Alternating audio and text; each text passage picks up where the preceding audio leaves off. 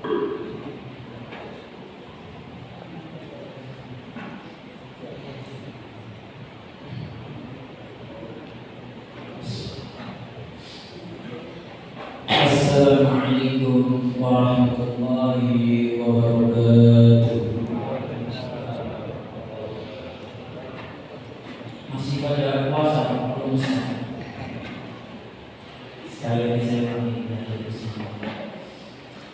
Kodam salam kenal kewajiban. Kodam salam tiba bersekop salam. Kodam salam tiba sekop salam. Sing jawab salam tak lagi sehat walafiat. Allahumma amin. Assalamualaikum warahmatullahi wabarakatuh. Innal hamdalillah nahmaduhu wa nasta'inuhu wa na'udzu billahi min shururi anfusina wa min sayyiati a'malina. Man yahdihillahu fala mudilla lahu wa man yudlil fala hadiya lahu. Asyhadu an la ilaha illallah wa asyhadu anna Muhammadan 'abduhu wa rasuluh. La nabiyya ba'da wa la rasula ba'da. Faqala Allah ta'ala fil Qur'anil Karim, a'udzu billahi minasy syaithanir rajim. Bismillahirrahmanirrahim. Ya ayyuhalladzina amanu taqullaha haqqa tuqatih wa la tamutunna illa wa antum muslimun. Wa qala Rasulullah sallallahu alaihi wasallam, afdalul lisan dzakirun wa qalbun syakirun wa zawjatun mu'minatun tu'inu 'ala imani. Amma ba'd. Hadirin jemaah Masjid Al-Ihsan rahimani wa rahimahumullah. Alhamdulillah, pada malam hari ini kita sudah memasuki malam ke-8 jemaah. Malam ke-8 Alhamdulillah, segala puji bagi Allah Subhanahu wa taala. Sampai detik ini pula kita dapat merasakan nikmat-nikmat Allah yang begitu banyak. Baik itu dari segi nikmat iman, nikmat Islam, nikmat sehat, dan nikmat sempat. Dan kita selalu meminta kepada Allah dengan sebanyak-banyak nikmat yang Allah berikan kepada kita. Segala nikmat yang kita rasakan sampai detik ini, mudah-mudahan menjadi wasilah, menjadi modal untuk selalu mendekatkan diri kepada Allah Subhanahu wa taala. Salawat beriring salam kita haturkan kepada baginda Nabi uswatun hasanah kita, Nabi Muhammad sallallahu alaihi wasallam, beserta keluarganya, sahabatnya dan para pengikutnya yang mengikuti sunnah-sunnahnya hingga datangnya yaumul qiyamah. Jamaah rahimani wa rahimakumullah, pada kesempatan malam hari ini saya ingin menyampaikan satu materi yang mudah-mudahan materi ini menjadi penguat hati kita, penguat akidah kita, keyakinan kita terhadap Allah Subhanahu wa taala mengenai tentang doa. Karenanya doa adalah salah satu ibadah yang menjadi wasilah kita untuk berkomunikasi kepada Allah Subhanahu wa taala. Dan karenanya pula doa adalah senjata bagi setiap mukmin. Sebagaimana sabda Nabi sallallahu alaihi wasallam, ad-du'a silahul mukmin. Doa itu adalah senjatanya bagi setiap mukmin. Bagi seorang mukmin, doa adalah senjata jemaah. Maka oleh karenanya terkadang saya sangat miris ketika ada sebagian saudara seiman kita, bahkan ada sebagian segelintir atau sebagian manusia yang ia tidak mau berdoa, bahkan ia enggan untuk bermunajat kepada Allah Subhanahu wa taala. Maka ketika kita tanya kenapa Anda tidak mau yang keluar dari lisannya adalah saya merasa capek, saya merasa tidak pernah doa saya dijawab sama Allah. Maka pada malam hari ini menjadi satu topik dan insya Allah menjadi wawasan kita semua. Dari kejadian segelintir ataupun sebagian manusia yang tidak mau berdoa kepada Allah, bermunajat meminta kepada Allah, harusnya kita tahu jemaah, Allah Subhanahu wa taala memerintahkan kepada kita untuk berdoa, memerintahkan kepada kita untuk berdoa sekaligus menjawab bahwa Allah Subhanahu wa taala menjawab ataupun mengijabah setiap doa hamba. Sebagaimana firman Allah Subhanahu wa taala di dalam surat Al-Mu'min ayat ke-60, A'udzu billahi minasyaitonir rajim. Bismillahirrahmanirrahim. Wa qala rabbukum ud'uni astajib lakum. Dan Rabbmu Allah Subhanahu wa taala berfirman, ud'uni, kata Allah, mintalah kepadaku, astajib lakum, maka aku perkenankan bagimu. Ini ada dua faktor, dua poin. Yang pertama adalah Allah Subhanahu wa taala menginginkan, memerintahkan kita agar kita berdoa kepada Allah Subhanahu wa taala. Yang kedua, Allah Subhanahu wa taala menjawab bahwa setiap doa hamba akan dijawab oleh Allah Subhanahu wa taala. Terkecuali manusia ataupun orang ataupun sebagian orang tersebut tidak tahu kenapa doanya sampai tertolak, kenapa doanya tidak diijabah. Pastinya kita tahu di antara faktor yang sangat penting adalah ada barang haram masuk ke dalam tubuh kita. Ini menjadi salah satu faktor doa kita tidak diijabah sama Allah. Tetapi ketika ia tahu, kemudian dia sadar, kemudian dia meminta ampun kepada Allah Subhanahu wa taala dengan taubatan nasuha, insyaallah dengan taubatnya yang benar-benar sungguh bertobat itu, Allah Subhanahu wa taala akan mengampuninya. Tetapi jemaah rahimani wa rahimakumullah, pada dasarnya Allah Subhanahu wa taala menjawab setiap doa-doa hamba. Bahkan mungkin di dalam benak kita masing-masing merasakan, kenapa doa saya kok dari ijabah? Kenapa doa saya kok lama terijabah? Ini menjadi renungan kita semua pasti. Tetapi jemaah rahimani wa rahimakumullah, Nabi Muhammad sallallahu alaihi wasallam beliau menjelaskan bahwa setiap doa yang hamba-hamba minta kepada Allah Subhanahu wa taala itu akan diijabah dengan cara Allah, yaitu melalui satu hadis ini yang akan kita bawakan, bahwa Allah Subhanahu wa taala menjawab doa setiap hamba dengan tiga cara. Yang ini adalah menjadi patokan ataupun sebagai penguat diri kita masing-masing.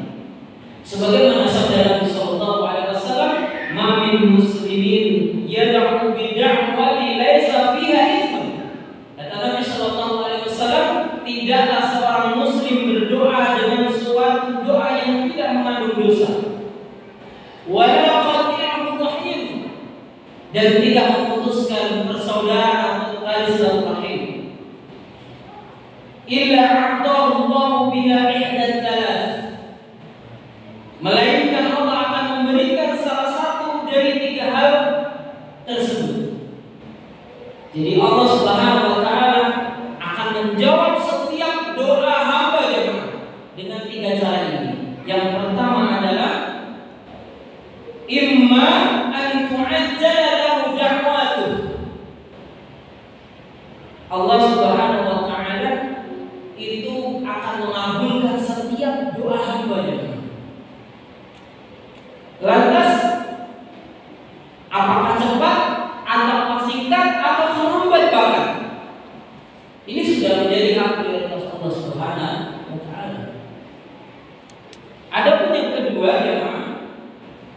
bahwa Allah Subhanahu wa taala menjawab setiap doa hamba dengan cara wa imma ayyadkhiraha lahu fil akhir. Allah Subhanahu wa taala menjawab doa setiap hamba. Yang kedua, dengan cara Allah akan menjadi tabungan simpanan bagi yang kelak yaumil akhir. Jadi jemaah rahimani wa rahimakumullah, kita tidak perlu putus asa ketika doa kita tidak kunjung segera diijabah oleh Allah. Teruslah berdoa.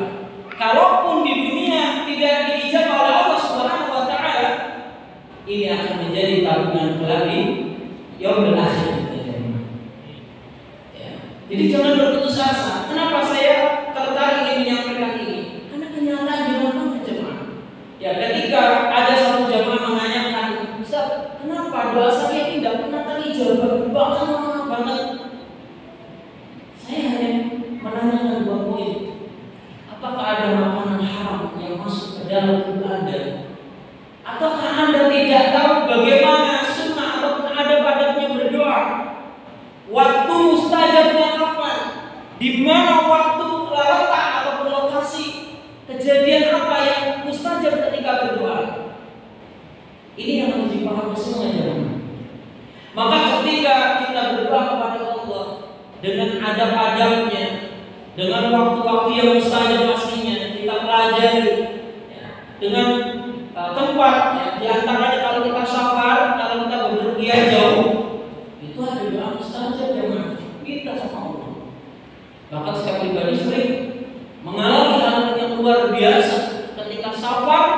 Saya meminta izin kepada istri untuk safar, ada kegiatan di luar kota. Istri, anak lagi pada sakit. Saya bermunajat kepada Allah di dalam safar, di dalam perjalanan ke Allah, sembuhkan dan menyambut anak istri, masya Allah. Itu mustajab sesuatunya. Ya. Maka saya menyarankan mengajak kepada jamaah masjid Al-Ihsan rahimani wa rahimakumullah, jangan berputus asa, minta terus kepada Allah Subhanahu wa taala. Itu cara Allah yang kedua. Adapun cara Allah yang ketiga jemaah, yaitu wa ayyasrafa anhu min as-su'i mithluha.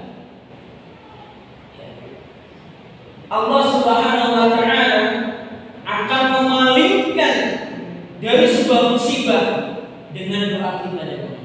Jadi ketika kita berdoa, maksud hadis ini adalah ketika kita berdoa kepada Allah, meminta kepada Allah, kok tidak kunjung diijabah sama Allah, kemudian kita yakin bahwa doa itu akan menjadi simpanan fi yaumil akhir. Yang paling penting adalah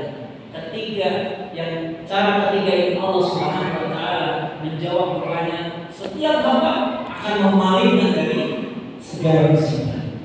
Cuma pernah merasa ada batin ataupun cita-cita pingin safar, pingin piknik luar kota, katakanlah sebuah wisata.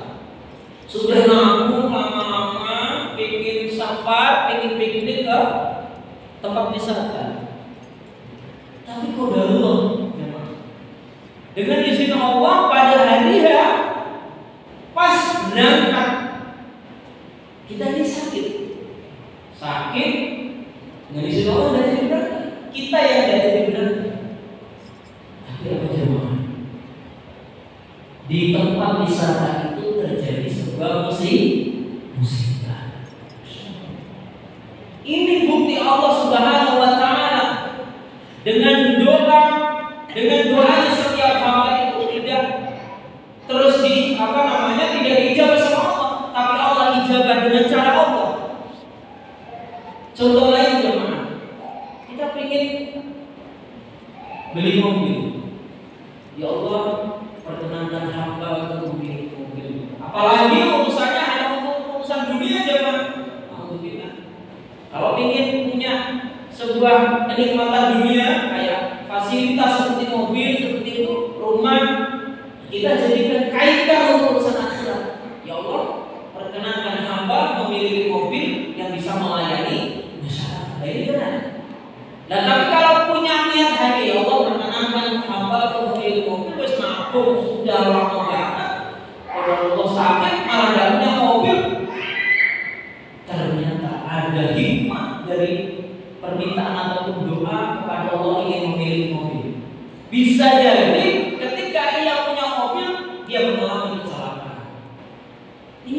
buktinya ada di lapangan jamaah. Maka jamaah rahimani wa rahimakumullah, sekali yang saya cintai karena Allah Subhanahu wa taala. Karenanya dengan doa kita pasti berprasangka baik saja. Berprasangka baik kepada Allah Subhanahu wa taala. Kapan itu akan diijabah, mau cepat mau lambat, sudah kita berprasangka baik saja sama Allah. Karena jamaah rahimani wa rahimakumullah, doa itu adalah sesungguhnya doa itu dapat menolak bala. Sebagaimana sabda Nabi sallallahu alaihi wasallam, "Inna du'a yanfa'u mimma nazala wa mimma lam yanzil wa fa'alaikum ibadallah bidu'a." Sesungguhnya doa itu dapat menolak bala yang telah terjadi maupun yang belum terjadi. Maka berdoalah wahai hamba-hamba Allah. Hadis riwayat At-Tirmidzi dan Imam Al-Hakim. Jadi doa ini bisa menjadi wasilah untuk menolak bala. Jadi pada kesimpulannya, jamaah rahimani wa rahimakumullah sekalian yang saya cintai karena Allah, wabil khusus di bulan Ramadan ini jamaah, karena keutamaan ataupun fadilah sifat yang diberikan oleh Allah Subhanahu wa taala kepada ahlus shaum, orang yang berpuasa, itu adalah doanya mustajab. Termasuk jemaah, saya bisa berdiri di sini berkesempatan di atas mimbar ini. Saya setahun Ramadan yang lalu, begitu awal tugas dari pesantren, kemudian dari masyarakat sampai hari ini, saya meminta kepada Allah, ya Allah, masjid yang megah, yaitu Al-Ihsan itu, saya meminta kepada Allah, ya Allah, berilah kesempatan untuk memberikan manfaat di masjid itu. Alhamdulillah dengan izin Allah, tahun ini dengan caranya Allah masih saya pun tidak mengerti. Ya mudah-mudahan dengan kehadiran saya bisa memberikan satu manfaat kepada jemaah dan diri saya pribadi. Dan sekali lagi saya pesan kepada diri saya pribadi dan para jemaah, teruslah berdoa dan jangan berputus asa. Barakallahu fikum. Mungkin ini saja yang bisa kami sampaikan. Fa idza fil kalam wa assalamu alaikum warahmatullahi